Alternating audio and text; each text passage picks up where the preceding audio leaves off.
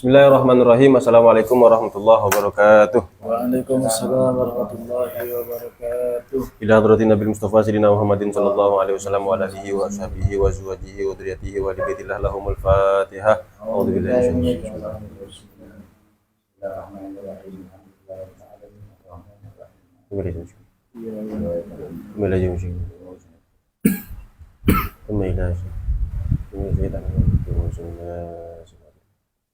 rajim. Ya sebenarnya habis sudah.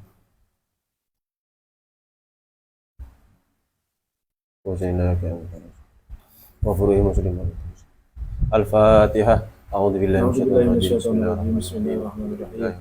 Alhamdulillahirabbil Ar-Rahmanir-Rahim. Maliki yaumiddin. Iyyaka na'budu wa iyyaka nasta'in. Ihdinas siratal mustaqim. Shiratal ladzina Alhamdulillahi Rabbil Alamin. Assalatu wassalamu ala asyrafil anbiya wal mursalin Sayyidina Muhammadin Abil Qasim amin. Wa ba'du, rabbi shrah li sadri wa yassir li amri wahlul 'uqdatam min lisani yafqahu qawli. Allahumma arinal haqqa haqqan warzuqna ittiba'ah wa arinal batila batilan warzuqna ijtinabah. Radina billahi rabba wa bil islami dina wa bi sayyidina Muhammadin nabiyya wa rasula wa bil qur'ani imama. Amma ba'd. Bismillahirrahmanirrahim. Kita akan melanjutkan kajian Tauhid dulu. Kitab yang akan kita gunakan, yang akan kita baca adalah kitab Nurul Dholam, syarah dari kitab Aqidatul Awam. Aqidatul Awam sendiri kitab yang ditulis oleh Sayyid Ahmad Marzuki. Kemudian Nurul Dholam adalah kitab yang ditulis, dikarang oleh Syekh Nawawi bin Umar Al-Bantani. Bismillahirrahmanirrahim. Masih di bait yang sama, yakni faqudratun iradatun sam'un basor hayatunil ilmu kalamun istamar. Ini di bait ke-9 kalau di kitab saya ini di halaman 78. Kitab yang sedang. Kan yang paling bagus kan itu. Jelas. Ya. Ini bagus juga kayaknya di depan nih.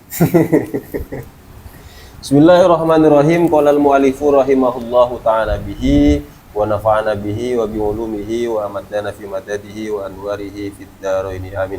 Amin. Bismillahirrahmanirrahim. Sifat kalam yang akan kita baca. Wal kalamu lahu sab'atu matalib. Sifat kalam itu juga ada 7 matalib, 7 poin penting lah kira-kira begitu. Yang pertama adalah nashhadu wa na'taqidu. Nashhadu, menyaksikan, kami menyaksikan, wa na'taqidu, dan kami meyakini seyakin-yakinnya, anna kalamallahi mawjudun, bahwa kalamnya Allah itu mawjud, wa qadimun, kalamnya juga qadim, tidak bermula, wa bakin, dan tidak berakhir, wa mukhalifun li kalaminal hadis, dan berbeda dengan kalam kita yang baru, wa ghaniyun anil mukhassis, tidak butuh pada pencipta, wa wahidun, esa kalamnya Allah itu, wa amut ta'alluqi bi jami'il wajibat wal jaizat wal mustahilat, dan mencakup ta'alluqnya sifat kalam itu dengan segala sesuatu yang wajib, jaiz, dan mustahil. Saya jelaskan satu-satu dulu. Sebagaimana yang sering saya klaim di pembahasan-pembahasan sebelumnya, bahwa semua sifat Allah yang ma'ani, yakni kudrah, iradah, ilmu, hayat, sama, basor, kalam, itu sifat-sifat yang dia itu qadim, kemudian baqo, mukhalafatul hawadis, dan seterusnya. Dan semua itu berdasarkan dalil, tidak hanya klaim belaka, tidak hanya satu pengakuan yang tidak disertai dengan bukti. Jadi semuanya itu ada buktinya. Saya sampaikan singkat-singkat saja untuk buktinya. Tapi sebelum ke sana, saya baru dong bahasa Gus Baha itu. Di awal itu kan dijelaskan wa nashhadu wa na'taqidu, kita menyaksikan itu maksudnya bil ilmi, dengan ilmu. Jadi asyhadu alla ilaha illallah, saya bersaksi itu maksudnya bil ilm, juga disertai dengan pembenaran. Nashhadu berarti kami menyaksikan dengan ilmu dan membenarkan. Tidak hanya tahu, tapi juga membenarkan. Itu maksudnya. Kenapa kok perlu ditekankan seperti itu? Karena orang-orang kafir misalnya, mereka itu tahu bahwa tiada Tuhan selain Allah, atau Allah itu adalah Tuhan. Mereka itu tahu. Orang Yahudi misalnya, orang Nasrani tahu bahwa Allah itu adalah Tuhan. Artinya secara pengetahuan mereka sebenarnya tidak bisa menolak itu. Tidak bisa menolak itu benar dan masuk akal ya. Tapi mereka tidak musaddiq. Betul, tidak membenarkan. Penjelasan yang lebih panjang bisa teman-teman lihat di kitab Syarhul Qawim. Itu salah satu kitab yang akhir-akhir ini jadi salah satu kitab favorit saya. Nah, beliau tegas menjelaskannya. Mirip-mirip inilah kalau gaya bahasanya itu, gaya penyampaian lebih tepatnya.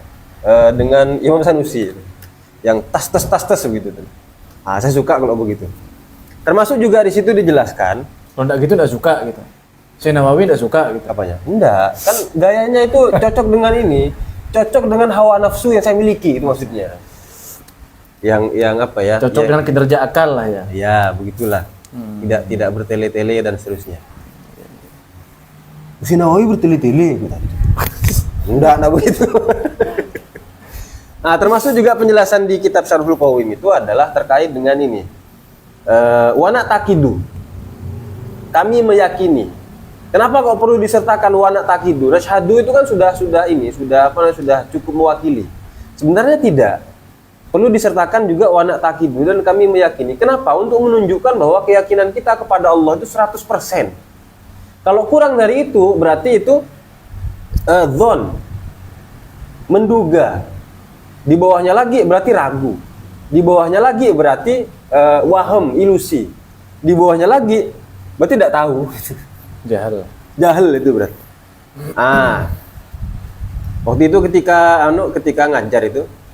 ngajar di salah satu pesantren, saya pernah mencontohkan begini. Waktu itu di tangan saya itu ada penghapus. Saya bilang ke mereka, kalau saya tanya ke kalian, mana penghapus? Oh ini. Kalau saya tanya ke kalian, benda ini apa? Kalian akan jawab apa? Penghapus, kata mereka.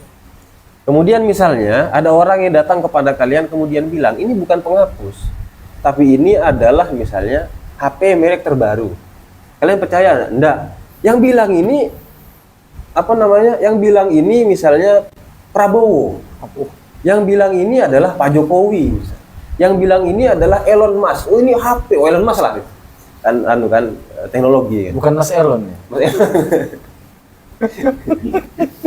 Mas Alon. Yang bilang ini Elon Musk misalnya. Ini adalah HP terbaru. Kalian percaya atau enggak? Enggak. Berarti berapa persen kira-kira keyakinan kalian? 100%. Pertanyaan saya kemudian adalah, apakah keyakinan kalian kepada Allah sama persis dengan keyakinan kalian kepada ini bahwa ini adalah penghapus? Ketika saya nanya gitu ada yang Allah gitu. Itu pasti pura-pura. Baru mau bilang begitu. Pasti bohong gitu supaya dapat nilai bagus. Asalnya nyebur aja kalian tuh. Tapi akhirnya mereka itu kalau saya lihat dari ekspresi wajahnya, mereka itu kemudian merenung. Kayaknya serius lah ya. Kayaknya serius lah kayaknya lah. Tapi ketika bilang Allah, saya bisa pastikan itu bohong. Nah pun juga pertanyaan itu layak kemudian diajukan kepada diri kita sendiri. Apakah keyakinan kita kepada Allah itu sama persis dengan ketika kita meyakini bahwa ini adalah buku? Nah makanya di sini perlu disertakan na'taqidu, kami meyakini, maksudnya 100%. Dalam arti andaikan misalnya ada orang, ada sosok tertentu datang ke hadapan kita, kemudian dia bisa mengubah pasir menjadi emas, merubah daun menjadi dolar misalnya, kemudian melambaikan tangannya sehingga setelah itu turun misalnya hujan atau tersambar petir misalnya, kemudian dia mengaku sebagai Tuhan. Wallahi tidak percaya saya. Segampang itu. Jadi ya salah satu manfaat kita berakidah bil ilm itu adalah itu. Jadi tidak akan goyah bahwa kita sewaktu-waktu khilaf misalnya, ketika Anda ada uang ngeluh, wajar, manusia itu kan. Allah. Cuman latihan itu kan perlu. Latihan itu kan perlu kan. Sehingga dengan ilmu itu kemudian kita bisa agak-agak ngerem dikit. Mentang-mentang baru dapat uang barusan itu kan. Hah? Nanti dia di awal bulan dapat lagi. Itu.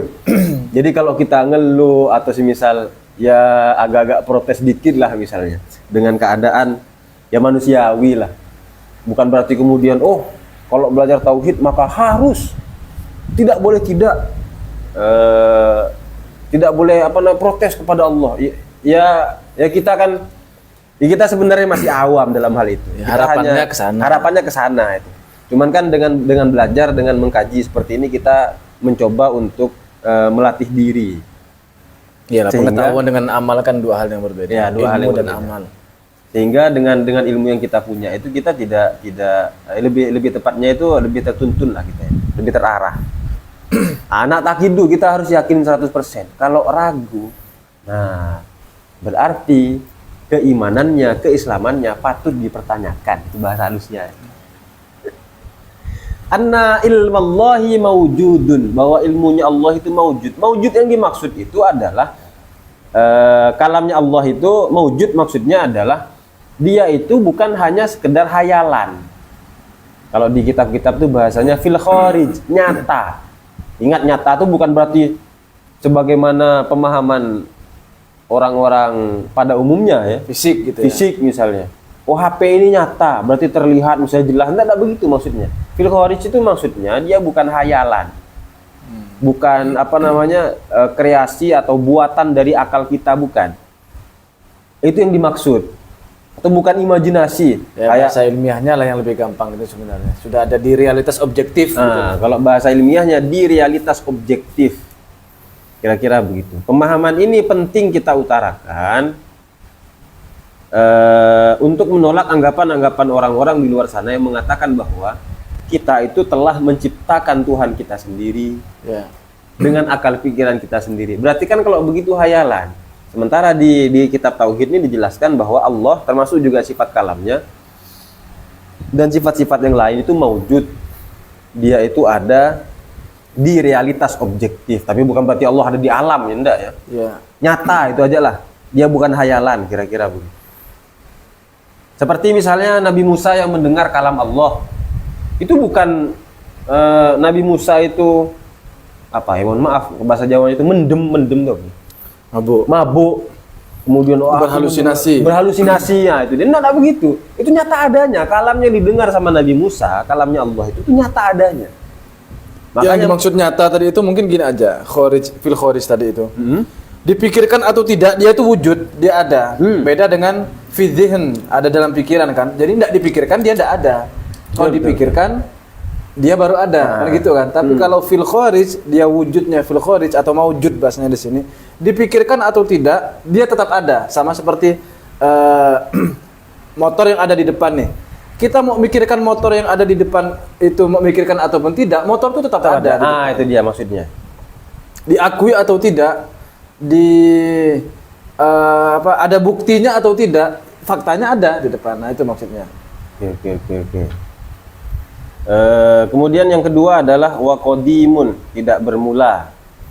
Dalilnya gampang. Seandainya bermula, siapa yang menciptakan kalamnya Allah? Apakah dirinya misalnya, apakah dirinya sendiri atau sosok selain Allah? Kalau sosok selain Allah tidak mungkin. Berarti kan dengan begitu ada yang lebih kuasa dibandingkan Allah itu sendiri. Nah, kalau Allah sendiri yang menciptakan bagaimana? Nanti akan ada konsekuensi yang panjang jika Allah sendiri yang menciptakan kalamnya. Salah satunya adalah jika Allah menciptakan kalamnya, kemudian kalam tersebut disandarkan kepadanya dalam arti firmannya Allah, berarti firmannya Allah itu dimaksud dinisbatkan kepada Allah, maka bagaimana dengan sifat yang lain? Kan sama-sama sifat. Kalam itu sifat, kudroh itu sifat. Untuk kalam itu diciptakan, sementara kudroh tidak, misalnya. Kenapa kok ada perbedaan? Seharusnya kan sama.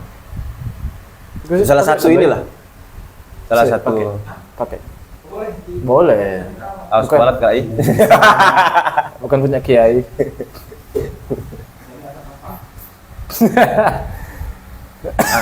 punya abdi negara itu.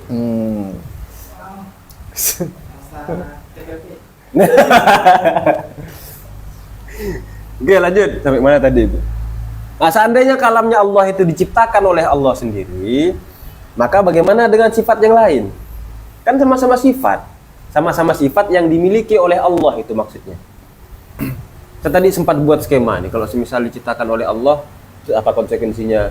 Terus sifat kalam yang Allah ciptakan itu ada pada dirinya atau pada yang lain? Kalau kata Mu'tazilah kan pada yang lain itu. Allah punya sifat kalam, tapi kalamnya itu tidak melekat, tidak menetap pada zatnya. Aneh kan? Aneh. Tapi itu kalau untuk orang awam, apalagi anak sekarang ya, itu agak kejauhan, sangat kejauhan karena Kodim aja jauh udah. Kemarin itu saya ada nyampaikan premis sederhana dan mereka tidak nangkap. Kemarin kita jelaskan begini, Allah itu melihat dan mendengar segala sesuatu yang maujud. Paham? Paham. Oke. Allah tuh maujud atau tidak? Maujud kita bilang. Oke. Pertanyaannya sekarang, Allah bisa tidak melihat dan mendengar dirinya sendiri? Bingung mereka. Ya udah premis gampang itu gitu saya. Allah melihat dan mendengar segala sesuatu yang maujud. Paham? Paham.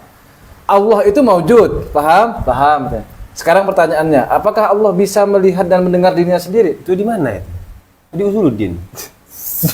Pakai wifi gue aja. Wifi. Anu kuota TPP. Nah, terus. Itu jadi dan juga pengalaman saya ya, menyampaikan premis yang agak panjang juga. Kalimat yang agak panjang itu mengantarkan kita untuk satu pemahaman ini. Nah, yang agak panjang ini tidak dipahami sama mereka. Aduh, gimana ya? Padahal belum sampai 1 menit yang lalu. Kalimat yang saya sebutkan ini belum sampai 1 menit yang lalu. Sudah dilupakan. Oh, berarti masih cerdas ini murid saya berarti. Kelas 8 di SMP. Saya sampaikan kepada mereka kan, jika patung yang besar itu bisa berbicara, maka dialah pelakunya. Tetapi patung itu tidak bisa berbicara, maka bukan patung itu pelakunya. Oh, cerdas berarti itu. Masih nangkap lah. Iya. Itu saya tidak nyangka. Duh, kok gitu doang tidak bisa kata saya. Iya. Agak takjub. Jadi itu kira-kira ininya argumentasi yang paling sederhana. Kalau semisal diciptakan, siapa yang menciptakan? Allah sendiri atau sosok selain Allah? Kalau sosok selain Allah tidak mungkin, berarti kan lebih kuasa dari Allah dia itu kan. Kalau Allah sendiri yang menciptakan, maka bagaimana dengan sifat-sifat yang lain? Qudrah, iradah misalnya. Apa dekir ada? Bukan. Qudrah, iradah misalnya diciptakan atau tidak? Seharusnya diciptakan. Kenapa? Karena secara rasional segala sesuatu yang sama memiliki hukum yang sama. Kalau kalam itu sifatnya Allah dan diciptakan, seharusnya sifat yang lain memungkinkan untuk diciptakan. Tapi kenapa kok sifat yang lain sudah terbukti dia itu kodim?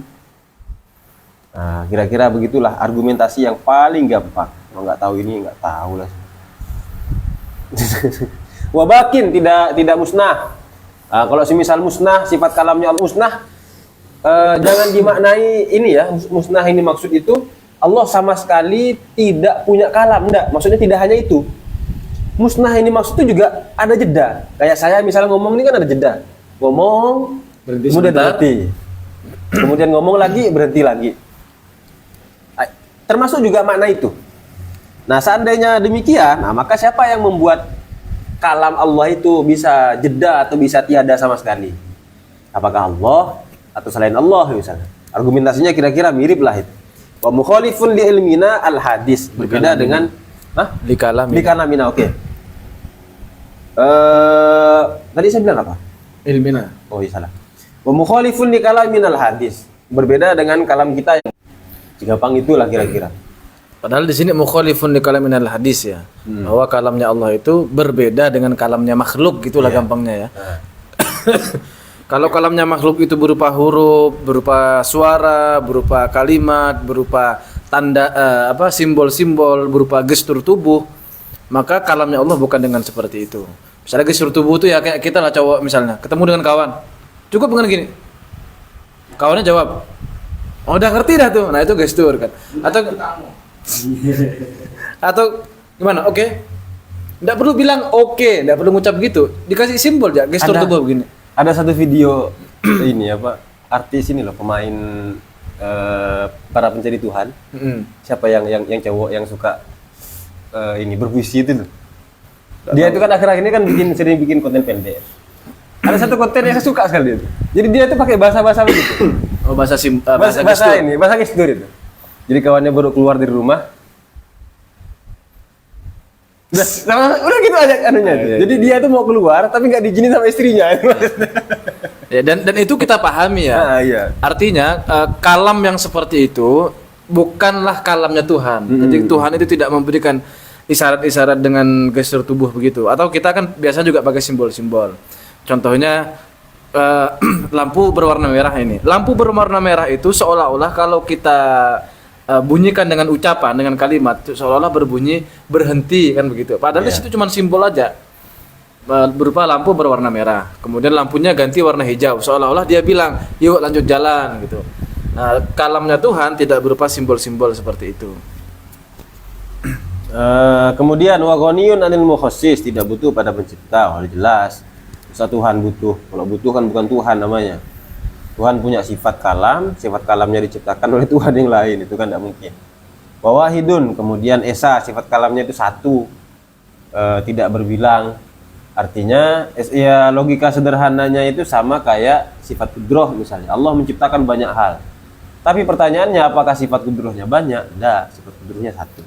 Allah berfirman dan firman-Nya itu tidak bermula, tidak berakhir. Artinya kan Allah selalu berfirman. Atau banyak hal yang Allah firmankan, kira-kira begitu. Banyak hal yang Allah firmankan. Maka pertanyaannya apakah kemudian firman-Nya Allah itu, sifat firman-Nya Allah itu banyak? Kan tidak. Sifatnya itu esa. Kenapa kau harus esa? Sama kayak logika dalil yang disampaikan dalam sifat wahdaniyat. Kalau ada dua, maka apa bedanya? Itu kan. Sifat kalam yang satu dengan sifat kalam yang lain,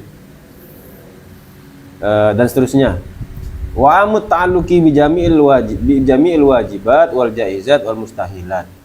Sifat kalam ini berelasi dengan segala sesuatu yang wajib, yang jaiz dan mustahil.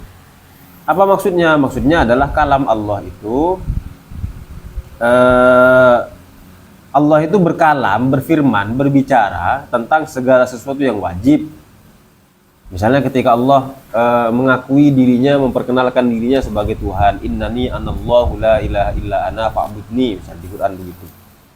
Kemudian wal jaizat, misalnya di ayat wallahu khalaqakum wa ma ta'malun, Allah menciptakan kalian semua dan apa yang kalian lakukan, misalnya itu kan jaiz. Menciptakan kita itu jaiz, menciptakan perbuatan kita itu sesuatu yang jaiz. Kalau adanya Allah itu wajib. Dan Allah berfirman tentang yang wajib dan tentang yang jaiz. Wal mustahilat, dan juga berfirman tentang segala sesuatu yang mustahil. Misalnya di ayat innallaha tsalisu salasah, Allah itu salah satu di antara yang tiga misalnya. Yang tiga itu apa? Ya teman-teman tahu sendiri lah, yang punya prinsip Tuhan tiga itu yang mana. Itu mustahil, itu yang dimaksud dengan wa'amut ta'alluqi bi jami'il wajibat wal jaizat wal mustahilat. Allah berfirman tentang segala sesuatu yang wajib, mustahil dan jaiz. Kira-kira demikian penjelasan terkait dengan sifat kalam. Barangkali ada tambahan? Ada sedikit. Kan kalau kita membahas sedikit tentang ta'alluq itu, ta'alluqnya sifat kalam ini kan ta'alluq bilalah kan. Iya betul. Nah, itu sederhananya kira-kira begini. Saya waktu itu mempraktekkan kepada teman-teman. Coba kalian buat kalimat untuk disampaikan kepada saya yang intinya adalah kalian mau menyampaikan sesuatu ke saya, kalian lapar dan kalian mau makan. Dah, siapkan kalimatnya, saya bilang. Satu kelas tuh. Coba siapkan. Intinya yang ingin kalian sampaikan kepada saya adalah kalian lapar dan kalian mau makan. Bilang ke saya. Siapkan kalimatnya dalam pikiran kalian, jangan omongkan dulu. Siap, saya bilang. Tunggu Pak bentar. Dia nyiapkan. A few moment later, tidak lama kemudian dia. Saya tanya lagi, sudah Pak. Oke. Sekarang coba ucapkan secara bersamaan semua ya dalam hitungan ketiga. 1, 2, 3. Baru mereka mengatakan kalimat yang sudah mereka siapkan itu. Ternyata bahasa yang mereka gunakan itu berbeda-beda. Padahal maknanya sama. Apa itu? Ya sudah saya tentukan di awal kan. Intinya kalian harus menyampaikan kalimat yang maknanya adalah kalian lapar dan kalian mau makan. Entah itu dengan kalimat Pak saya lapar, saya mau makan. Atau dibalik, Pak, saya mau makan Pak karena saya lapar misalnya. Atau Paknya di belakang, saya lapar mau makan Pak. Kalimatnya bisa apa saja, tapi semua kalimat itu menunjukkan. Nah itu dia, dilalahnya tuh. Apapun bentuk kalimatnya, kalau ucapan manusia nih, apapun bentuk kalimatnya, dia akan menunjukkan pada maknanya. Itu dia. Jadi kalamnya Tuhan itu, kalamnya Tuhan kan tidak berawal, tidak berakhir ya. Yang sampai kepada kita dan yang kita yakini sebagai kalamnya Tuhan adalah Quran. Nah, Quran ini adalah ayat-ayatnya Tuhan, yakni ayat qauliyah. Selain ayat qauliyah, ada juga ayat kauniyah. Ya, semua yang terjadi ini, semuanya ini adalah ayat-ayatnya Tuhan, yang mana kalau kita paham, seolah-olah disitulah kalamnya Tuhan. Misalnya nih, ketika kita melihat alam semesta ini kok alam semesta teratur ya. Alam semesta ini kok tersusun dengan rapi, semuanya memiliki hukum yang harmoni dan seterusnya. Maka ketika kita paham dengan keharmonian alam semesta, lalu kita menyimpulkan, oh ini berarti ada yang menciptakan. Nah, ketika kita paham seperti itu, alam semesta yang kita lihat ini dia menjadi ayat kauniyah. Itulah kalam Tuhan. Seolah-olah alam semesta mengatakan sebagai dalam tanda kutip perwujudan kalamnya Tuhan, mengatakan bahwa alam semesta adalah ciptaan Tuhan. Allah itu seolah-olah berkata seperti itu. Ini semuanya ini ciptaanku, seolah begitu. Ketika kita paham bahwa alam semesta ini semuanya pasti diciptakan oleh Tuhan karena sangat harmoni, sangat luar biasa sekali sistematisnya dan seterusnya, maka pemahaman kita itu, makna yang kita pahami itu sama dengan kalamnya Tuhan, seolah-olah Tuhan bilang, ya ini alam memang ciptaanku, begitu. Bisa dipahami ya? Nah, begitu pun juga kalam lafzi atau ayat qauliyah yang kita baca dari Quran itu, bukan lafadznya itu yang sifat kalam. Kan begitu kan kalau kita bahas di yang agak-agak panjang lah. Bukan lafalnya itu yang sifat kalam, karena itu makhluk jelas. Quran sebagai lafadz, tulisan-tulisan yang ada covernya begini, kemudian tersusun dari kertas-kertas, ada tintanya, nanti bisa dibakar misalnya, bisa dimusnahkan, atau diawali dengan penciptaan di pabrik misalnya. Itu bukan sifatnya Tuhan, bukan sifat kalamnya Tuhan. Quran yang lafadz seperti ini nih, bukan seperti ini kalamnya Tuhan.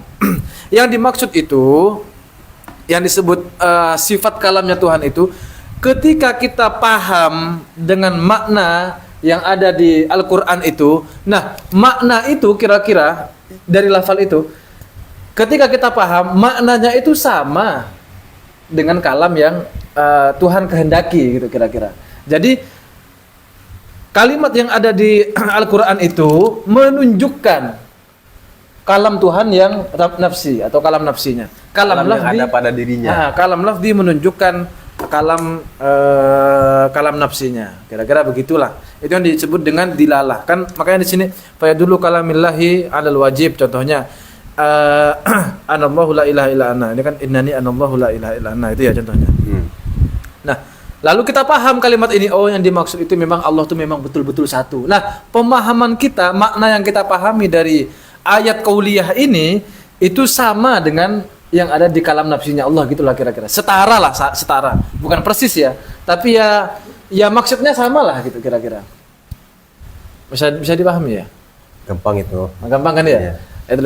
Itu contoh ketika saya paham. Iya. Itu sama sedikit. Hah? Silakan. Sekarang mengkonfirmasi dan mempertegas, karena lagi-lagi karena tadi sudah dicetuskan bahwasanya ta'alluq sifat kalam ini adalah ta'alluq yang dilalah atau dalalah atau dulalah, triple gaya. Wow. Di mana ada dilalah, tentu ada dal dan madlul. Madlul ya. Sehingga bahasa yang saya paham dan tangkap malam ini, dal yang menunjukkan itu adalah kalam lafzi, kemudian makna yang dimaksud Allah adalah kalam nafsi. Adapun perbuatan mentransmisikannya itu disebut dengan sifat kalam itu sendiri, karena dia dalam. Karena dilalah ini kan dalaya dulu dalalatan, masdar berarti perbuatannya. Nggak betul nggak kesimpulan yang saya simpulkan? Mentransmisikan tuh maksudnya gimana? Saya mengambil dari definisi berbicara, Hmm. karena memang secara bahasa kan kalam ya berbicara. Berbicara. Iya, iya. Yaitu proses mentransmisikan, memindahkan. Ya. Bahasa sederhananya, proses mentransmisikan, proses ya, proses mentransmisikan pesan berarti makna dari pikiran kepada pendengar objek melalui kata-kata. Ya. Ada kata-kata, ada pesan dari pikiran, dan ada proses tersebut. Ya. Berarti yang kita modif biar nggak jadi makhluk, biar nggak jadi ala-ala makhluk, ini bukan melalui kata-kata, tapi seluas yang sudah disebutkan tadi mukhalifun kalau hadis. Jadi tetap ada namanya mentransmisikan, proses berbicara. Itu Proses berbicara. Nah, Kan perbuatannya. belum. Oh iya terus. Perbuatan mentransmisikan. Atau Perbuatan siapa? Allah Taala. Belum ya. Yang saya pahami kan begini. Karena ini Sedikit lagi. Karena sering kali tadi sekalipun di Nurul Dolar, apa yang kemarin yang kita baca itu ditolak kalam ini kadang ke dalalah, kadang ke makna. Sering kali seperti itu. Ya kan? Kalam Allah, yang mudah kita bincang-bincang. Iya. Ya ada konsistensi sedikit. Tegas karena tadi sudah disinggung ta'aluknya ta'aluk dalalah.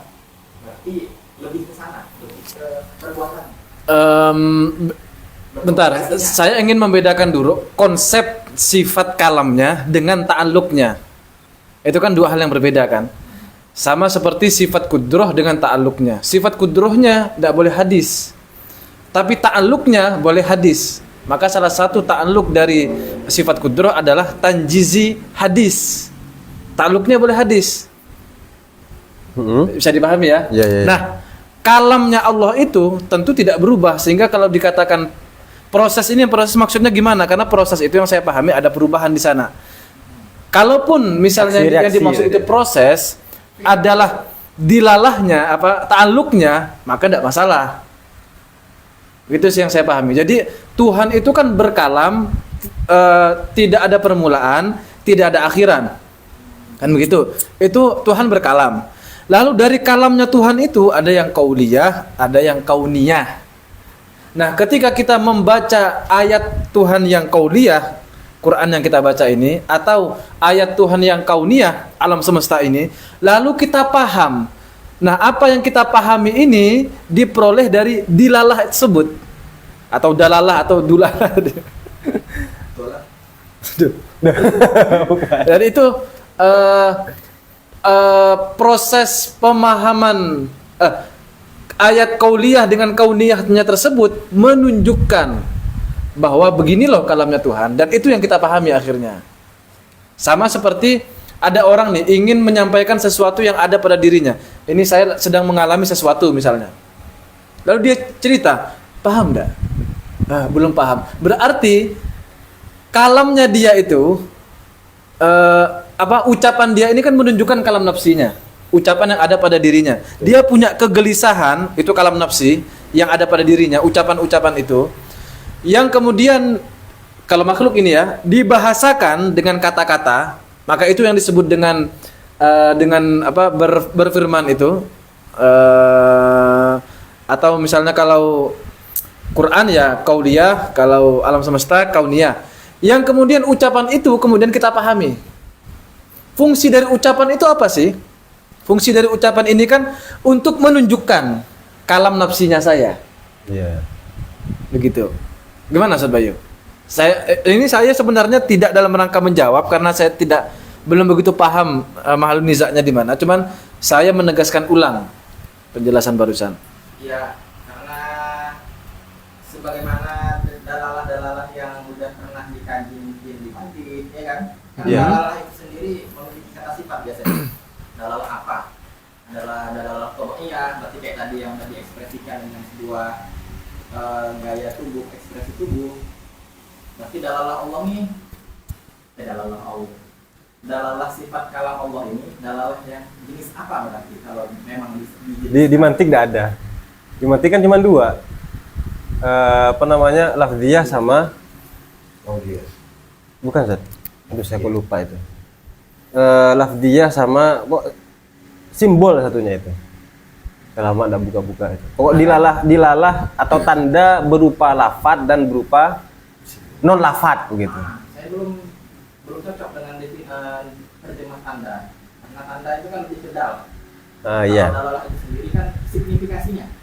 Nah, prosesnya.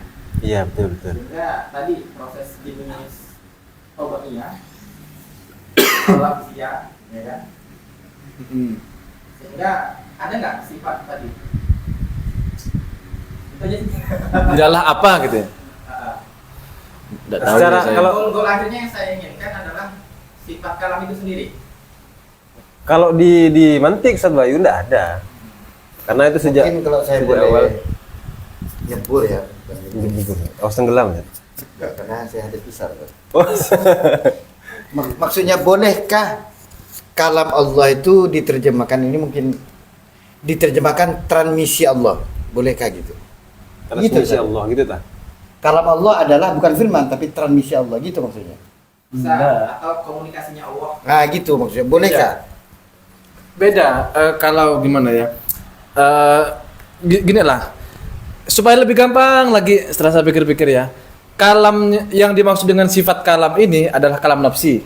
Sepakat ya? Iya. Ya. Oh bisa. Kalam nafsi. Dijadikan makna gitu. Maksudnya? Kalau kalam nafsi kan berarti makna yang Allah inginkan. Udah ke madul ya.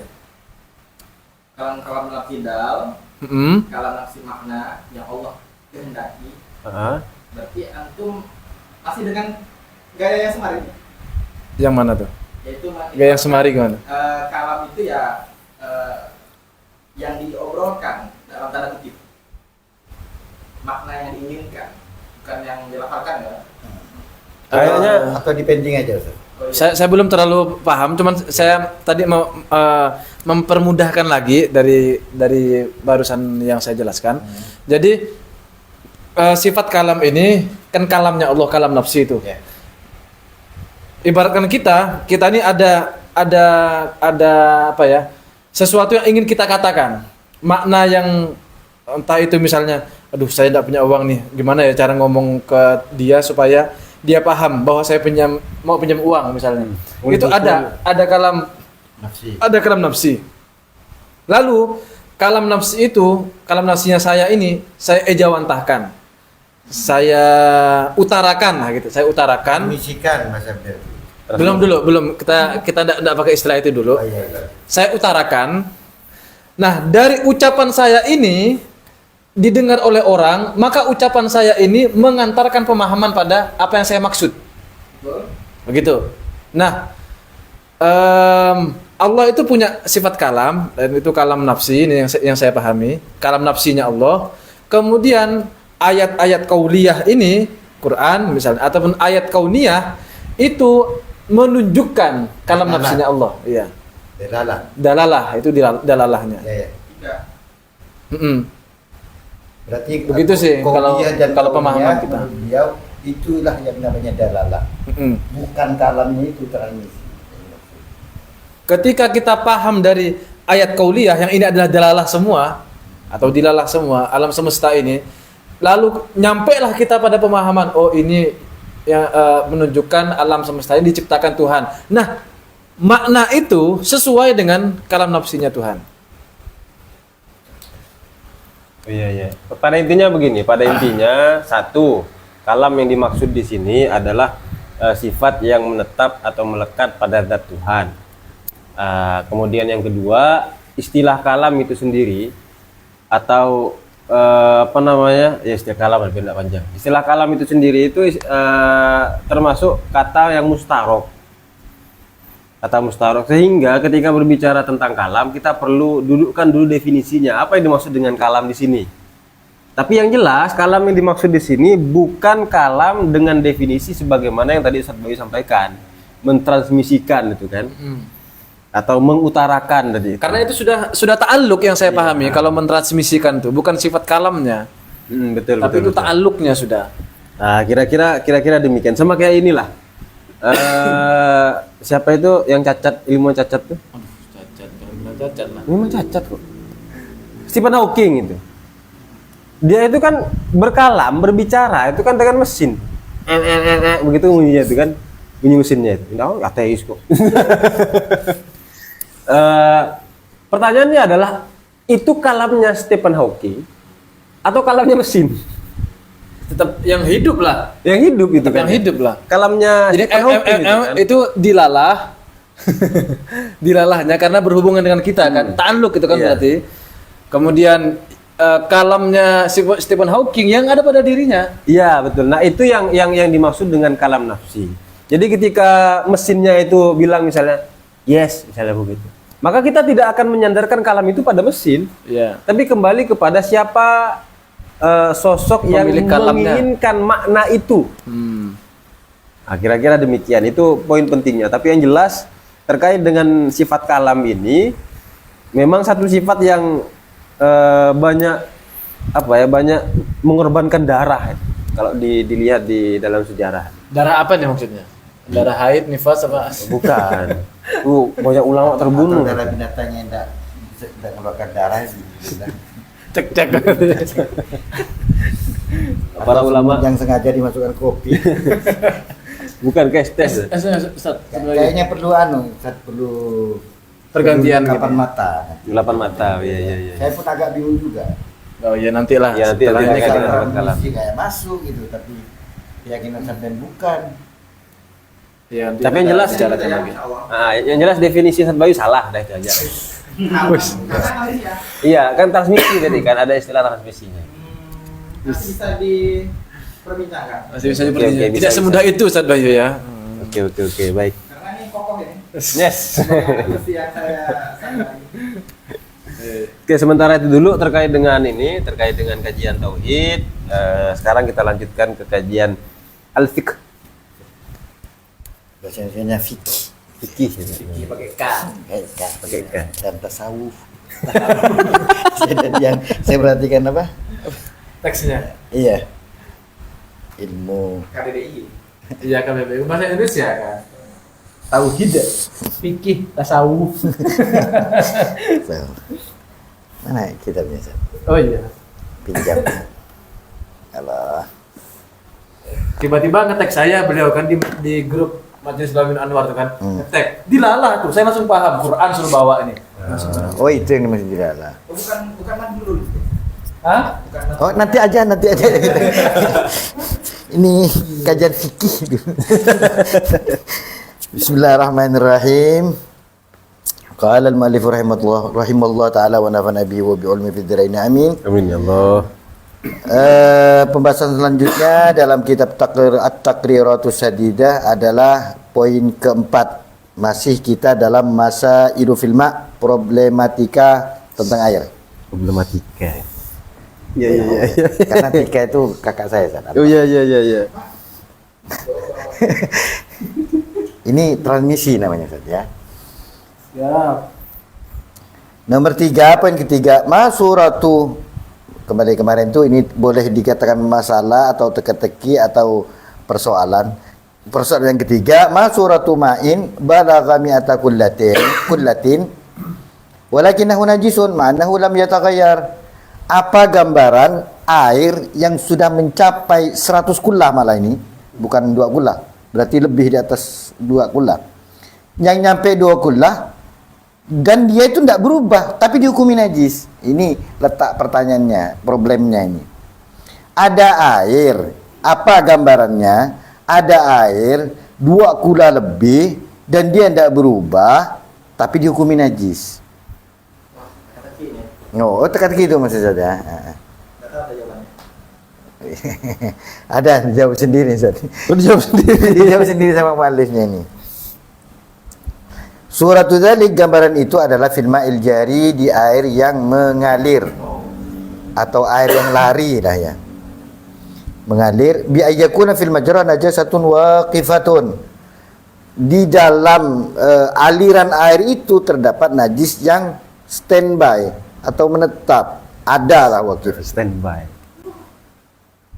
Loh, saya ini kayak bahasa gini, benar-benar pakai songkok masih disinggung. Wa kullu jariyatin, dan setiap gelombang atau perjalanan air itu aqallu min kullatain, tidak sampai 2 kula. Fa hadzal ma najisun, ini air dihukumi najis min ghairi taghyir, padahal tidak berubah. Madama fil majra, selama air gelombang itu ada di tempat aliran itu. Walaupun balagha mi'ata kullah aw alfa kullah, walaupun dia air itu mencapai 100 bahkan 1000 kullah. Nah, hukum itu dihukumi najis.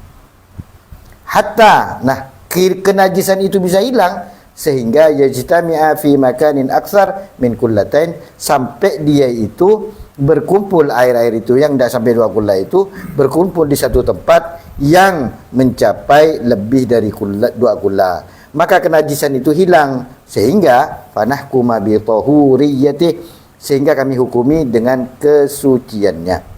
Intinya begini mungkin ya gambarannya. Boleh nanti diusulkan, dikritisi atau dikasih es boleh. Itu nggak ada lalat. Ada air nih, air lagi mengalir di apa ya, di kalau sungai itu terlalu besar ya. Di apa aliran air itu? Selokan. Di selokan. Airnya ini lagi sedang mengalir, tapi di selokan itu ada benda najis yang menetap di situ sehingga airnya melewati.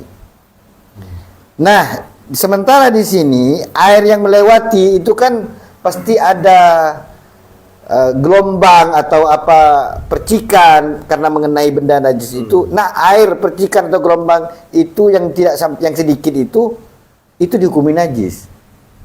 Selama air itu masih ada di situ, di aliran itu. Kalau ini Ustaz, Sebentar Pak, Oh, iya, iya. Aduh, ini kayak nggak ngerti kalam ini. Ini kalamnya belum kamil ya. Oke. Dihukumi najis. Nah, najis ini bisa hilang. Ini kan tidak berubah, padahal itu tidak berubah. Walaupun ini ada kotoran misalnya, padahal itu tidak berubah. Sedangkan kita harus fokus bahwa air yang mencapai 2 kullah itu harus kita pegang. Tidak akan pernah najis kecuali berubah. Ini 2 kullah bahkan lebih dan tidak berubah, tapi dihukumi najis. Nah, ini permasalahannya. Kenajisan itu bisa hilang kalau sudah di satu tempat dan itu mencapai 2 kullah lebih, baru ini bisa suci. Nah, yang jadi permasalahan ini, lu kok dihukumi najis? Dan bahkan dia tuh bisa mencapai 100 kullah atau lebih. Tapi kalau dia najis, padahal dia tidak berubah. Ini pertanyaan. Banyak tidak berubah lagi ya. Iya. Ini contoh dari teka-teki tadi. Iya. Untuk najis. Satu dulu ya. Nah, kita lanjutkan dulu ke keterangan di bawahnya itu. Wal jariyatu hiya daf'ah ma baina hafatain nahar. Kira-kira artinya begini. Jariyah ini maksud itu adalah daf'ah, lonjakan atau dorongan yang berada di antara 2 bibir sungai gitu ya. Maksudnya adalah mayartafi'u minhu, apa yang terangkat dari air itu ketika inda tamawuji, ketika gelombangnya, tahqiqan atau takdiran, baik itu nyata atau secara kira-kira. Talibatan lima amamaha, sedangkan air itu dalam keadaan mencari menuju ke depan, haribatan mimma waraha, dia itu meninggalkan atau lari dari apa yang di belakang, maksudnya ke depan gitu, mengalir. Kalau saya bayangkan itu kayak aliran gitu, jadi gelombangnya itu kan ke depan gitu. Ya. Nah itu contoh problemnya air, padahal itu sampai banyak, bisa mencapai 1000 kullah, dihukumi najis. Ini jawabannya, padahal itu tidak berubah. Nah, kita bawa lagi di bawahnya itu ada keterangan juga. Fanakum bi tahuriyatihi, itu nomor 2, ada nomor 2. Wa qad taqaddama fi muqaddimatil mazhab anna minal masail al-mukhtarah minal mazhab al-qadim anna al-ma' al-jari la yanjusu illa bitaghayyuri mutlaqan. Telah berlalu keterangan di dalam muqaddimah mazhab, di awal-awal muqaddimah mazhab. Ini adalah ada termasuk masalah-masalah yang dipilih oleh para ulama dari mazhab qadim, hukum ini, bahwa bahwa air yang lagi mengalir itu tidak akan pernah najis kecuali dia itu berubah. Paham ya? Sedangkan di sini dihukumi najis. Ya. padahal tidak berubah. Nah, itu letak teka-tekinya. Itu poin ketiga atau nomor 3. Kita selesaikan dulu biar tidak terlalu panjang. Nomor 4, ma suratu ma'aini, apa gambaran dua air yasihhu tatahhuru bihima, bisa sah bersuci dengan kedua air tersebut infiradan, secara terpisah sendiri-sendiri, la ijtima'an, tidak karena dikumpulkan. Jadi intinya pertanyaan itu, apa gambaran ada dua air itu bisa dipakai untuk bersuci kalau dia tidak dikumpulkan, tapi kalau dikumpulkan tidak bisa, gitu intinya. Jawabannya adalah suratul dzalik idza turiha ma'un tahur mutaghayyir. Kalau diletakkan atau dicampurkan ada satu air yang tahur mutaghayyir, ada air tahur tapi dia berubah, bima fi makarrimi, karena sebab sesuatu yang ada di tempat air itu, atau mamarri, atau tempat mengalirnya air itu, katuhlubin, seperti lumut. Dan kita sudah tahu hukumnya itu tetap tohir mutahhir, kan gitu, karena tidak berubah. Seperti air yang tergenang karena berubah karena yang tidak bisa terpisah atau sulit air itu diselamatkan dari hal itu, seperti karena lumut. Itu hukumnya airnya kan tahur dan bisa mensucikan. Walaupun berubah, karena perubahannya itu dia air itu tidak bisa mengelak dari hal tersebut. Nah, air yang satu ini, yang jenis satu ini, itu dikumpulkan alama in tahirin ghairi mutaghayyir. Dikumpulkan kepada satu air lagi yang sifat airnya itu suci dan mensucikan, bahkan dia tidak berubah. Fataghayyara bihi hatta salaba ismal ma'i anhu. Karena dikumpulkan satu air dengan satu airnya lain itu, sehingga air yang suci dan bahkan tidak berubah itu menjadi berubah karena sebab yang air yang pertama tadi, sehingga perubahan itu mencabut, menafikan ya menegasikan nama air itu, sehingga kemutlakan air itu tercabut. Maka hukumnya, karena itu sudah tercabut kemutlakan air itu disebabkan percampuran satunya tadi itu, fala yajuzu tatahhuru bihi, maka tidak boleh bersuci dengan air tersebut. Alasannya lianna hadza taghayyura yastaghnil ma'u anhu, karena perubahan ini penyebabnya itu sebenarnya air yang kedua ini kan bisa dia tidak dicampur gitu. Tapi karena ini dicampur, maka hukumnya menjadi tidak bisa untuk bersuci. Problemnya di mana? Problemnya adalah ada dua gambaran air. Anggaplah apa ya? Dua gambaran air, kenapa posisi tangannya gini, Ustaz? Kan gini bisa. Oh iya, gini pun bisa. Ada dua bak air. Air yang pertama tahur tapi dia mutaghayyir, dan mutaghayyirnya ini tidak masalah secara agama. Karena lumut misalnya. Ya. Kan tahir mutahhir ini masih. Alamiah lah di situ ya. Alamiah. Ada satu bak air satunya lagi, ini tahur, bahkan tidak ada perubahan, murni betul ini. Ini sebenarnya kalau infiradan kan bisa tatahur. Ini pertanyaannya. Masing-masing itu bisa dipakai ya? Bisa tatahur. Bisa untuk bersuci. Ini pakai ini bisa, ini apalagi gitu kan. Nah, kembali ke pertanyaan, kok tidak bisa kalau dikumpulkan? Nah, ini masalah. Kalau dia dikumpulkan, air yang tahur mutaghayyir tapi tidak masalah ini dengan air yang tahur bahkan tidak berubah, dikumpulkan terus, setelah dijadikan satu bak, ternyata air yang disatukan ini berubah sehingga mencabut nama air itu, kemutlakan air tersebut. Maka oleh sebagian ulama, kenapa saya katakan sebagian, karena nanti ada jawabannya, ini dihukumi tidak bisa dibuat untuk bersuci. Kan ini anehnya, padahal suci dengan suci kan tidak ada masalah. Tidak masalah. Kalau dipakai infirad tidak masalah kan? Tapi kenapa ijtima'an tidak boleh? Ya karena itu setelah dikumpulkan dia berubah sehingga kemutlakan air itu hilang. Maka di situ ketidakbolehannya untuk bertoharah. Kenapa? Karena alasannya perubahannya itu sebenarnya ini tidak dicampurkan, tidak masalah kok. Kok kamu campur gitu? Nah, percampuran ini kan bisa dilakukan, beda dengan lumut. lumut kan sudah memang susah gitu Iya, air betul itu. itu ya. Ya gitu intinya. Artinya di situ kalau yang tadi itu kan ada lumutnya sekalipun berubah tapi masih bisa dipakai untuk bersuci karena alamiah. Alamiah. Karena alamiah. Sedangkan kalau sudah disatukan itu jadi ada sebab luar. Iya Gitu iya. ya. Alasannya itu. Alasannya. Karena hadzat taghayyur yastaghdin ma. Sebenarnya air itu air yang satu ini enggak perlu loh kamu campur gitu.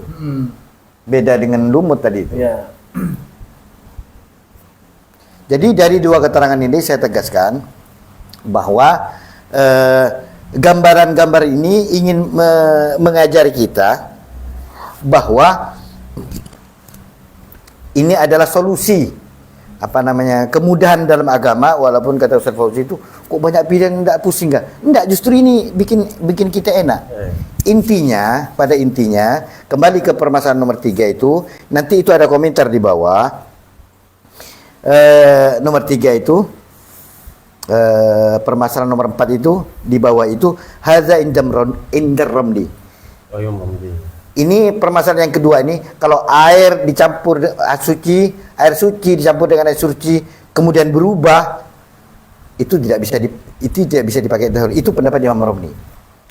Wa amma inda Ibnu Hajar, adapun pendapat Ibnu Hajar fayajuz, maka boleh. Jadi intinya tidak ada masalah ini. Sebenarnya Imam Romli agak ketat ya. Iya, kan biasanya Agak longgar. Kemudian dalam kaidah fikih kita kalau tidak salah, kalau berbenturan antara Ibnu Hajar dengan Imam Romli, maka Ibnu Hajar yang dikedepankan. Kalau Imam Rafi'i dengan Imam Nawawi, maka Imam Nawawi yang kita kedepankan. Jadi intinya masalah nomor 4 ini tidak ada masalah sebenarnya. Mau air suci dikumpulkan di suci atau serahlah. kita bahas. Iya, enggak, ini cuma menunjukkan Iya. bahwa ini namanya teka-teki. Ada ulama yang berpendapat Kecerdasan ulama, kalau betul. air itu dikumpulkan kok bisa enggak bisa. Itu letak teka-teki. Nah, pertanyaannya itu gimana mikirnya ulama? Iya, iya. Itu Kesana. jadi intinya sebenarnya kemudahan itu, mudah ya. Dengan adanya ikhtilaf itu bukan ikhtilaf di luar 4 mazhab ya. Selama ikhtilaf di dalam 4 mazhab itu Masih mau? mudah, itu namanya kemudahan. Hanya malam minggu. Oh iya, jangan nyentil-nyentil sedikit enggak apa-apa. Ikhtilaful ummah rahmah. Bahwa ada kitabnya kalau tidak salah itu. Judul kitab ya Ustaz ya. Oh, kitabnya namanya Rahmatul Ummah. Ikhtilaf Rahmatul Ummah fi anam. Fi ayya khair. Jadi lengkap sudah permasalahan dalam air 1 2 3 4 ini. Anggaplah 4 ini tidak ada masalah lah sebenarnya. Sehingga memberi tambahan pengetahuan saya pribadi dan ma'asyiral muslimin pada umumnya, baik santri baru ataupun yang santri lama ataupun santri yang gaib, Santri lama. semoga bermanfaat. Itu saja dari saya. Kita lanjutkan ada yang mau ditambahkan? Tanggapan? Oh iya, sedikit aja. Oh. Karena tadi, Sedikitnya berarti di bawah 2 kulan ya Ustaz ya? ya bisa Iya. Iya. menenangkan Ustaz Ahmad Fauzi tadi kayaknya gelisah karena kenapa ulama ini kok sejauh itu berpikir ke sana, itu antara gelisah atau kagum ya. Kagum lah, masa Kagum, gelisah ya? bukan yang akhir ulama ya. Enggak. Kan saya tidak seperti antum. Nah, terus gimana, apa sarannya? Mungkin itu diberi judul, kecerdasan ulama seperti itu diberi judul masalah iftirodiyah. Masalah Iftirodiyah itu. Iftirodi. Jadi diandai-andaikan. Misalkan terjadi seperti itu, maka ini udah ada, kami review hukumnya. Oh gitu. Nggak nunggu harus terjadi gitu. Iya, Letak kecerdasannya maksudnya. Yang maksudnya diklaim ke Ustaz Fauzi apanya, Ustaz? Enggak, ungkapan tadi itu seolah-olah itu kegelisahan saya itu maksudnya. Dari klarifikasi itu Kok bisa ya pembahasan sampai ke sana itu. Kata beliau itu hanya pengandaian. Jadi kekaguman ini saya beri judul tadi. Bukan saya beri judul, memang sudah ada judulnya. Masalah iftirodiyah. oh iya. Jadi andai kata terjadi, ulama itu sudah secerdas itu gitu. Keren ulama-ulama. Baik, kita lanjutkan dengan kajian tasawuf ya. Silakan Ustaz. Wallahu a'lam bishawab.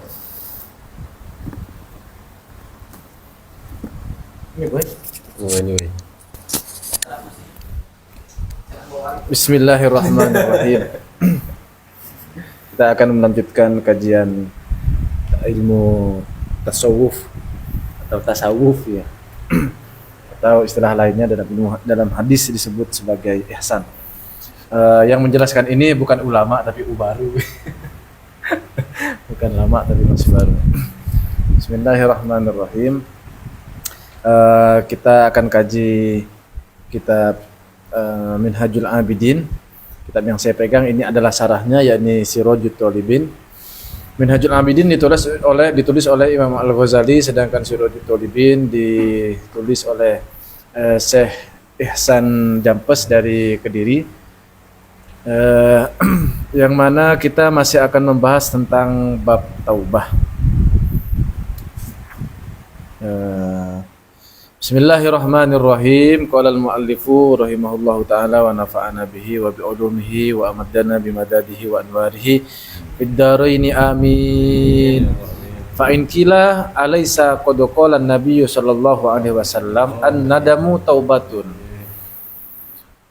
Jika ditanya, bukankah Nabi pernah mengatakan, kira-kira begitu,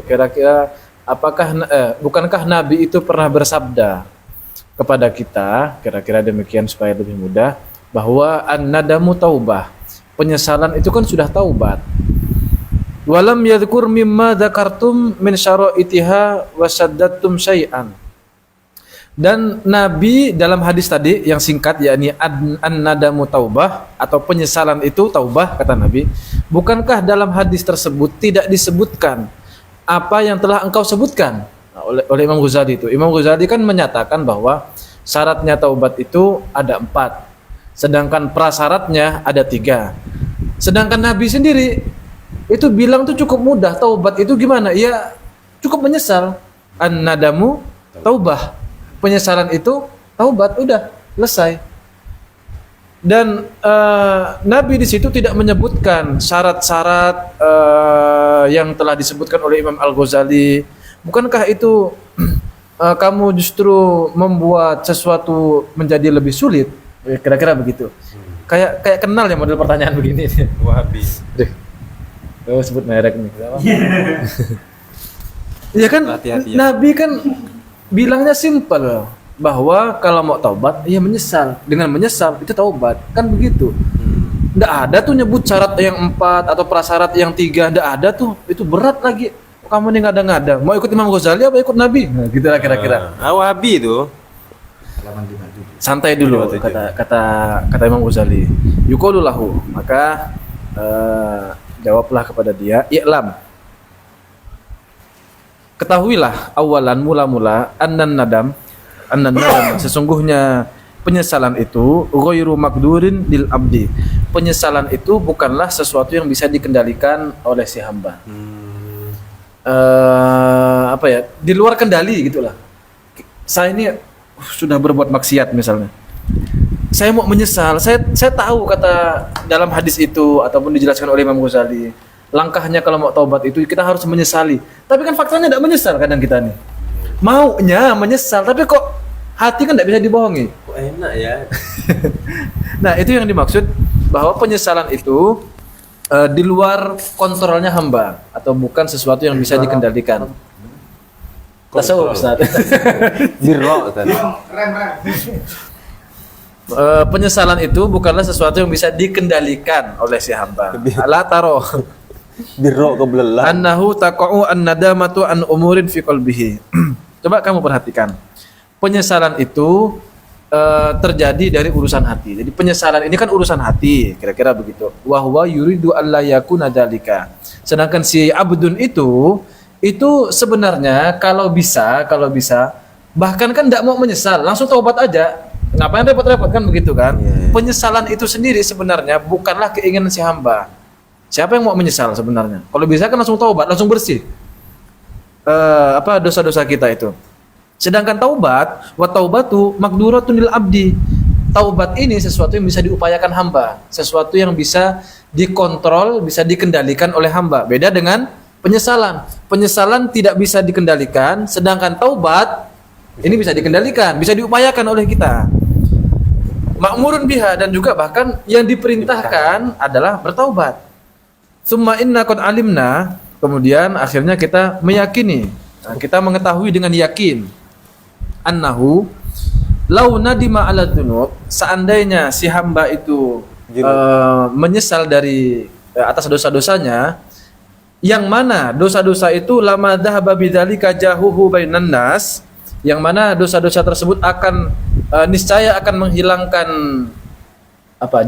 kewibawaannya, harga dirinya di hadapan manusia, au maluhu, atau dengan dosa-dosa itu dia akan membuat hilang, membuat habis hartanya, fin nafaqati fiha, untuk menafkahkan hartanya itu ke jalur maksiat tadi.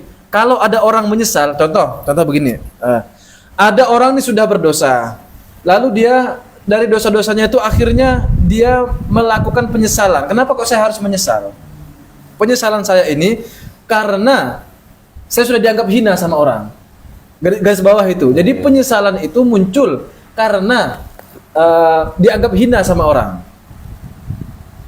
Atau kenapa dia menyesal dengan dosa-dosanya? Karena dulu saya punya uang, saya buat foya-foya, mabuk-mabuk, misalnya beli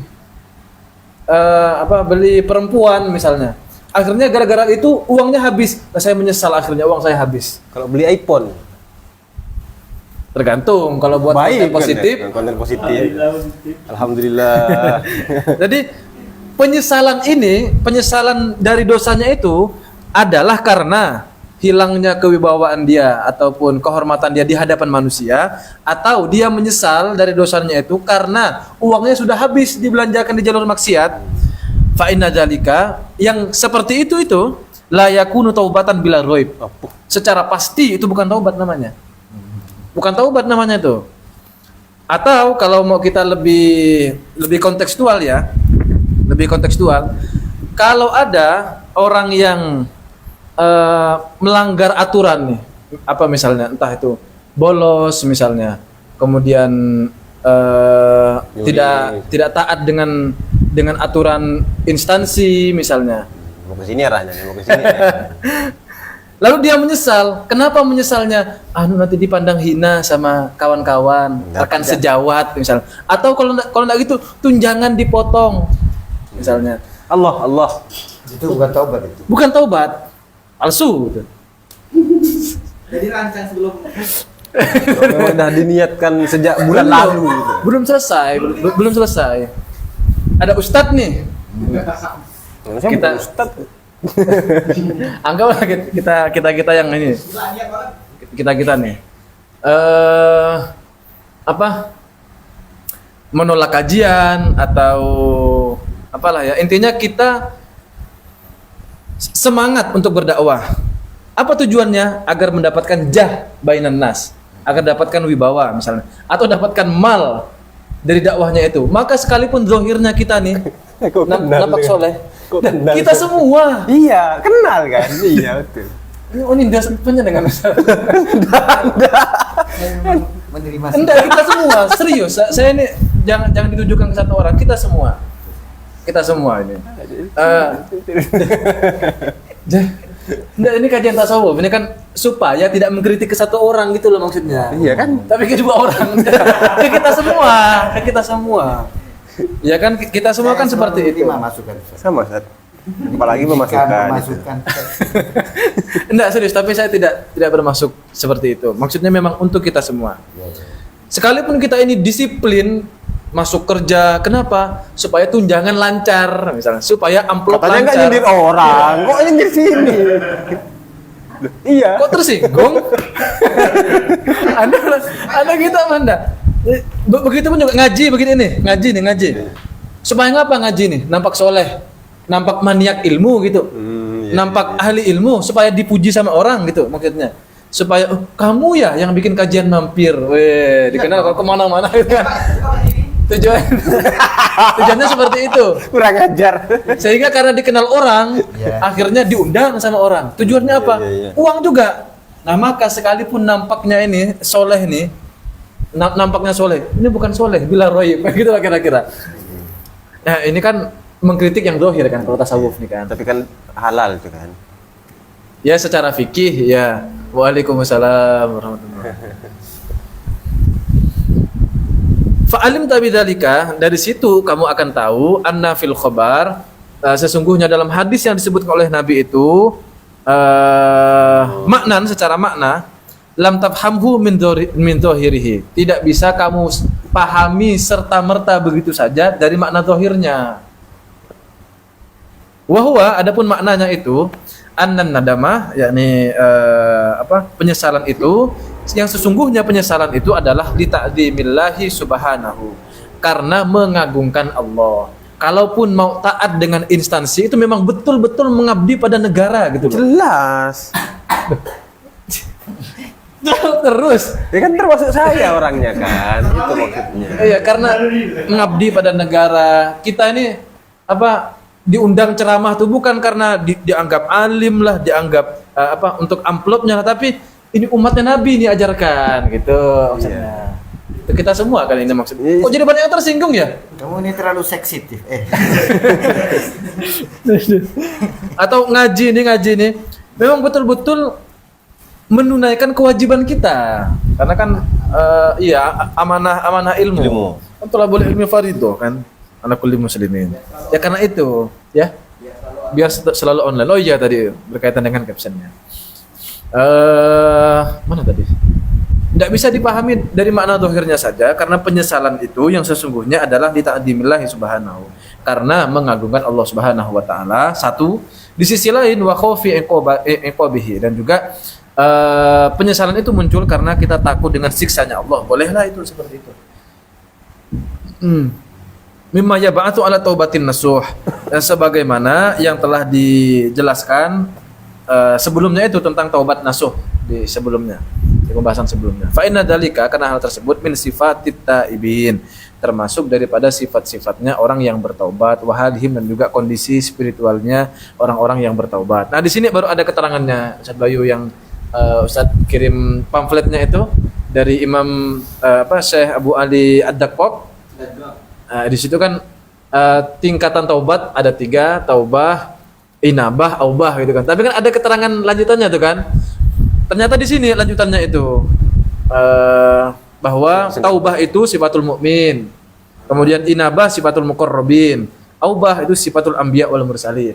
Nah, di sini ternyata lanjutannya. Kata saya, lihat dari pamflet tuh kok enggak ada ya di Minhajul Abidin kemarin yang kita baca. Oh, ternyata di setelahnya nih, di Siratul Talibin.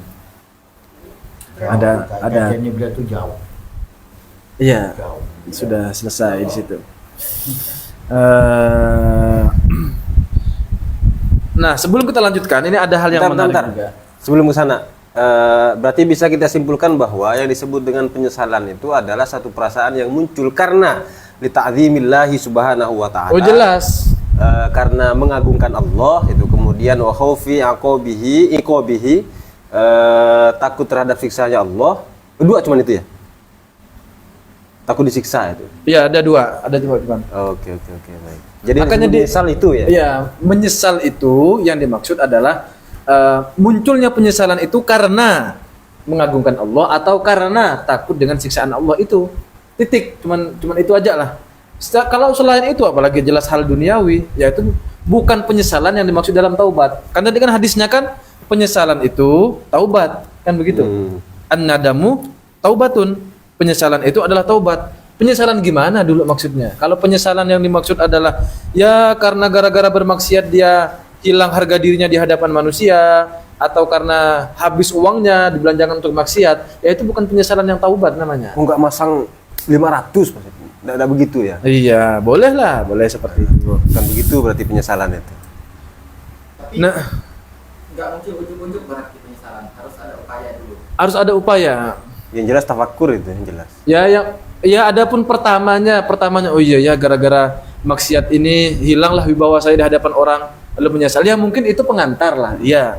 Tapi itu boleh lah. Itu sangat manusiawi. Cuman penyesalan yang disebut taubah di situ adalah yang sudah li ta'dzimillah dan juga khaufi iqabah. Itu baru masuk ke derajat taubatnya. Gampangnya begini berarti, penyesalan itu akan mengantarkan pada taubat, gitulah terjemahannya kira-kira. Iya. Supaya lebih bukan penyesalan itu adalah taubat itu sendiri, bukan sinonim.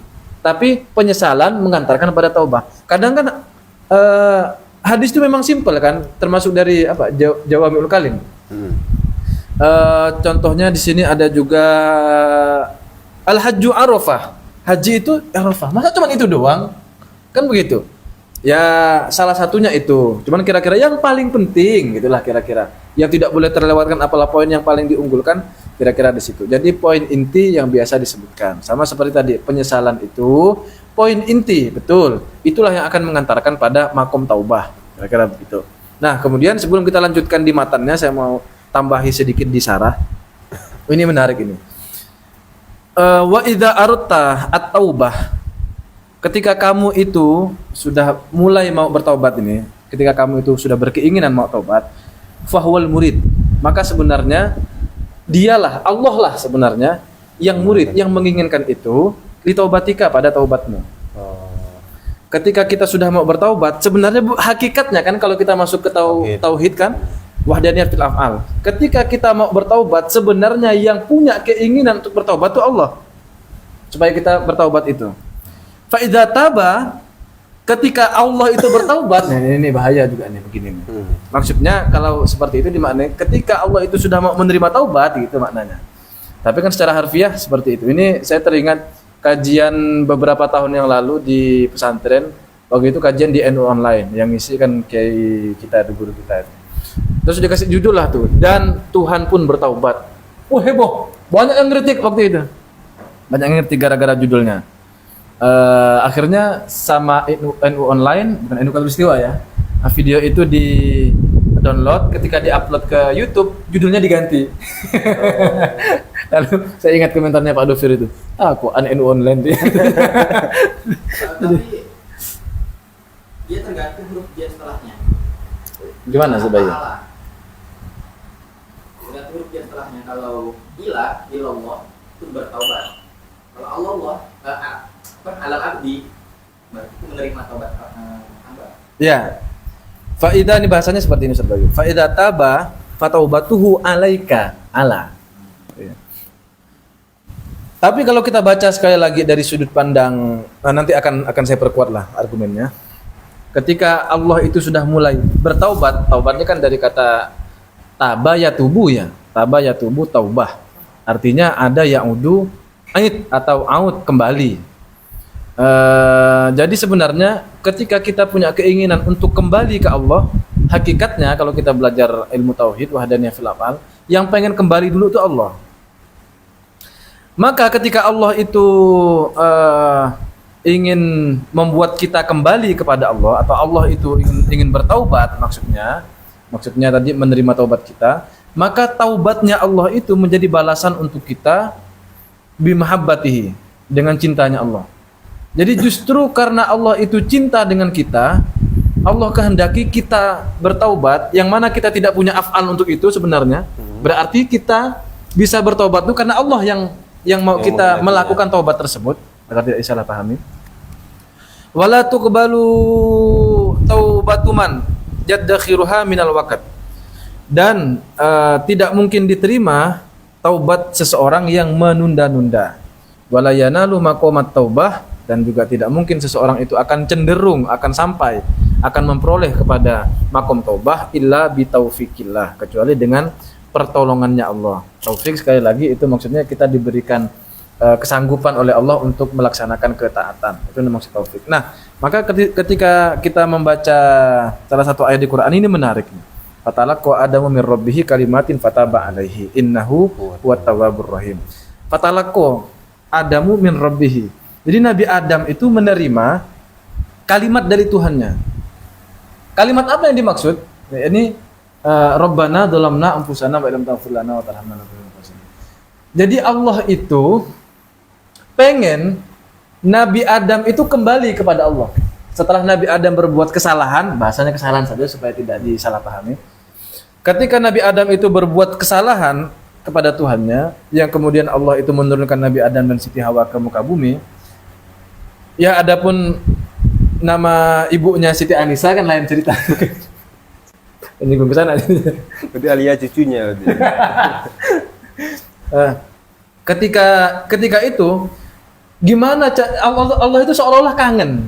Allah itu kangen supaya dekat lagi gimana caranya? Maka Allah memberikan kalimat taubah, yakni Rabbana dzalamna anfusana.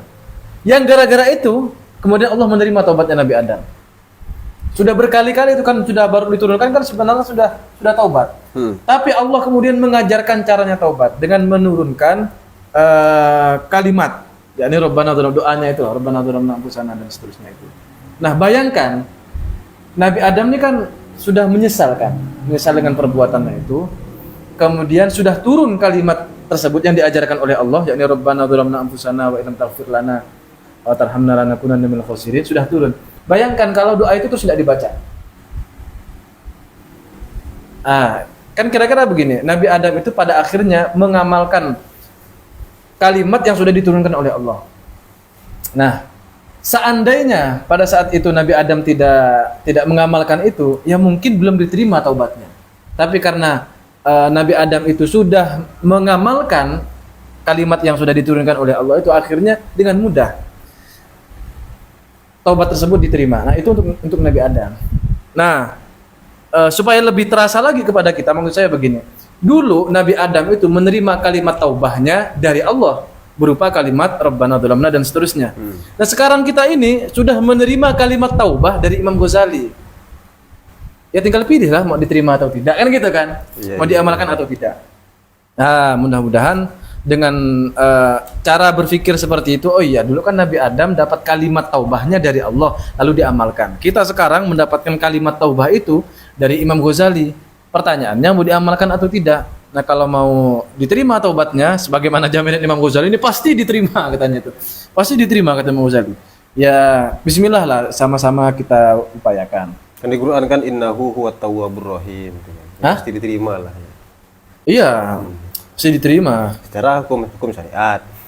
Iya, jelas lah, bukan hukum akal kan. Terserah Allah kan pada hakikatnya. Betul. Nah, langkah mau taubat itu sebagaimana ini saya catatkan juga ada satu hadis di kitab Durratun Nasihin, walaupun saya belum nemu nih ya di Sahih Bukhari-nya ada atau tidak, atau di kitab-kitab hadis yang muktabar itu.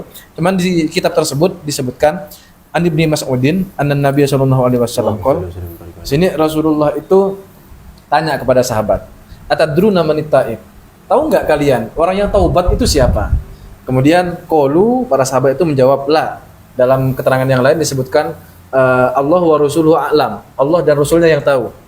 Kemudian qala, Rasulullah kemudian menjawab panjang, salah satunya di paling awal itu mantaba walam yata'allamil ilma falaysa bitaibin. Kalau ada orang ngaku hijrah, bahasa yang sekarang kan, orang ngaku bertaubat, tobat guys, kok guys ini. Taubat, ayo ngaji, ndak ngaji. Udahlah, ndak sempat seminggu sekali di sini, sebulan sekali ada. Iya. Gitu kan di masjid. Ya? Yang sebulan sekali malam apa? Setiap malam Rabu di masjid akhir bulan. Di kampung kita ini lengkap ya. Udah lengkap. Kajian mingguan ada. Mau yang hari Rabu ndak sempat, ada malam Minggu. Dan malam Minggu ndak sempat, ya sebulan sekali. Ndak gitu ya, malam Jumatnya itu. Besok selawatan dan yang ngisi. Oh iya. Tidur sombong jadi. Itu kajian ilmu apa yang besok malam itu apa gajian? Loh, Kajian Ustaz. Iya, karena itu maksudnya kajian. Malam Jumat. Malam Jumat ada salawat dan taklim. Loh, itu kacau. Jadi barang siapa yang ngaku taubat tapi dia tidak mau belajar ilmu, ya maka falaysa bitaibin, dia tidak termasuk orang yang bertaubat. Termasuk juga lanjutannya itu, teman saya catat sampai di situ tadi saya baca. Barang siapa yang ngaku bertaubat tapi tidak mengganti pertemanannya, falaysa bitaibin. Allah Tidak termasuk Allah orang yang bertaubat. Allah. Ngaku taubat tapi circle-nya itu terus toksik semua, ya tidak termasuk orang yang bertaubat. Maka kalau kita baca di kitab lain, misalnya saya langsung ingat kitab Hikam itu, la tashab man la yunhiduka haluhu wala yadulluka 'alallahi maqaluhu. Jangan kamu itu berteman terhadap orang yang Tidak tingkah lakunya sehari-hari itu tidak membangkitkan gairahmu untuk menuju Allah, maksudnya wala yadulluka, dan juga ucapan-ucapannya itu wala yadulluka tidak menunjukkan kepada Allah maqaluhu, ucapannya. Jadi jangan berteman dengan orang yang ucapannya dan tindakannya tidak membangkitkan gairah untuk menuju kepada Allah. Kira-kira Allah. begitu. Allah. Makanya kalau lagi entah bertamu, entah nongkrong atau ngobrol bareng terus kok enggak ada obrolan ilmu dikit aja lah gitu, kayak kalau saya pribadi sih kayak ada kurang lah gitu. Minimal ada satu lah gitu. Enggak, kok saya muak. Di bahasa halusnya aja. Minimal adalah satu. Kadang kita udah bingung juga tuh. Ini kok udah selesai ngomong ini ya. Saya mau ngasih celah. Barangkali ada timbal balik dari apa yang saya ucapkan tentang ilmu. Barangkali nanti ada diskusi gitu kan. Seru gitu kan. Jadi ada loh. Ya kalau diblokir lain cerita. Apa ini kok ada isu-isu apa nih kok kayak baru ini kayaknya. Statement itu offline dengan blokir. Oh ya, nanti sebagai closing statement gitu. Karena lupa mau disampaikan di awal tadi. Nah, jadi seperti itu langkah awalnya ya, kalau mau bertobat ilmu dulu, kemudian lihat circle-nya apakah sudah bahasa anak sekarang tuh green flag atau red flag. Kalau masih red flag ya tinggalkan, tapi kalau sudah green flag ya berarti sudah masuk di kajian mampir. Alhamdulillah. Tuh. Oke, kita selesaikan sekarang. Gimana tadi? Fa innahu idza dzakarul adzkarus tsalatsa. Karena sesungguhnya pendosa itu ketika dia mengingat-ingat pada 3 hal yang sudah disebutkan di awal, yakni prasyarat untuk menuju taubat. Gimana sih supaya kita itu mau menuju taubat? Ingat 3 hal kata Imam Ghazali kemarin itu. Ingat bahwa panasnya matahari ini tidak seberapa daripada panasnya Allah yang kemarin itu sudah kita jelaskan. Ketika seorang pendosa itu mengingat-ingat pada 3 hal tersebut, allati hiya muqaddimatut taubah, yang mana 3 hal tersebut yang dimaksud adalah muqaddimahnya taubat, pengantarnya taubat, nadima, maka dia akan menyesal. Nadima. Iya. Oh, ya. Apa di situ? Oh, yandamu ya. Di sini nadima. Beda cetakan. Ini Tergantung painnya namanya apa? ilmiah ini dari kutub ilmiah. Hah? Painnya Madi. Kenapa? cocok yang madi dengan madi berarti. Dengan Madi ya. Oh, begitu. Oh iya. So, auto begitu kira-kira ya. Kalau dia sudah mengingat 3 hal tersebut, ana al-lail wan nahar, sepanjang malam dan siang, pasti dia menyesal. Wa hamalathun nadamatu ala tarki ikhtiyariz dzunub. Yang mana dengan adanya penyesalan tersebut akan mengantarkan seorang pendosa tadi ala tarki ikhtiyari adzunub, untuk meninggalkan dosa-dosa tersebut dengan sengaja. Watabko nadamatuhu fi qalbihi fil mustaqbal, dan kemudian penyesalan itu akan terus konsisten menetap di dalam hatinya sampai di masa yang akan datang. Fatahmiluhu alal ibtihali wat tadarru, dan juga karena penyesalan tersebut sudah menetap di dalam hati, kemudian terus konsisten di dalam hati sampai di masa yang akan datang, maka hal tersebut akan mengantarkan kita semua, yakni para pendosa ini, kepada sikap untuk terus merendahkan diri di hadapan Allah dan juga memohon terus kepada Allah.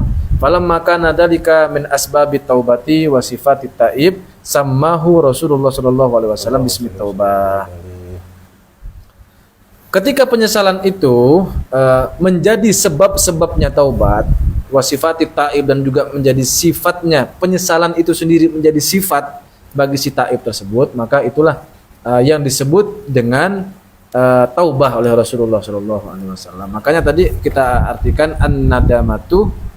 an-nadamu taubah. Penyesalan itu taubah, maksudnya adalah penyesalan itu adalah sebab-sebab yang mengantarkan pada taubat. Faham dalika. Dia pahamin, kira-kira begitu lah. Insyaallah taala muwaffiqon insyaallah taala. Mudah-mudahan Allah Subhanahu wa taala memberikan taufik. Didoakan lagi oleh Imam Ghazali, tidak ada habis-habisnya.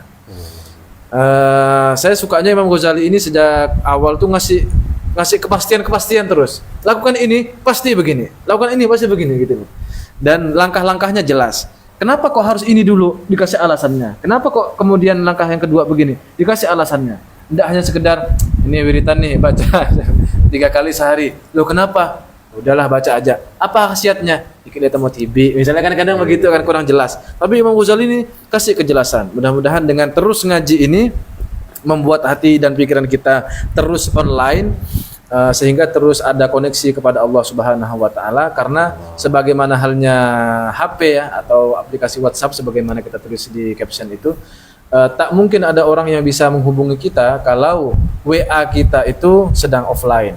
Mau ditelepon tidak mungkin bisa diangkat atau bahkan tidak terhubung ya. Mau dikirim WA juga centang satu. Kenapa? Ya karena offline. Apalagi sampai diblokir, tidak mungkin bisa masuk tuh teleponnya, WA-nya. Nah, itu kalau WA. Bagaimana kalau yang offline adalah hati dan pikiran kita? Maka dengan cara ngaji seperti ini mudah-mudahan hati dan pikiran kita selalu online. Koneksi terus, tersambung terus dengan wifi besarnya Nabi Muhammad SAW. Demikian mungkin yang dapat kami sampaikan. Apabila ada kekeliruan, mohon maaf yang sebesar-besarnya. Ini bukan dalam rangka menghakimi 1, 2, 3, 4, 5 dan banyak orang, tapi ini adalah otokritik untuk kita semua. Mohon maaf fikil akumitoroik. Wassalamualaikum warahmatullahi wabarakatuh. Waalaikumsalam warahmatullahi wabarakatuh. Duh. Iya, udah oke. Oh, Oke, udah nih. Oke, demikian yang bisa kami sampaikan. Mudah-mudahan dengan kajian tauhid tadi di awal dapat menambah keyakinan kita. Dengan kajian fikih tadi mudah-mudahan dapat memperbaiki amaliyah kita yang barangkali keliru dalam beribadah. Kemudian mudah-mudahan apa yang dijelaskan oleh Al-Imam Al-Ghazali rahimahullah bisa mengantarkan kita kepada pintu taubah. Amin ya Allah. Amin. Demikian yang bisa kami sampaikan, kurang lebihnya mohon maaf.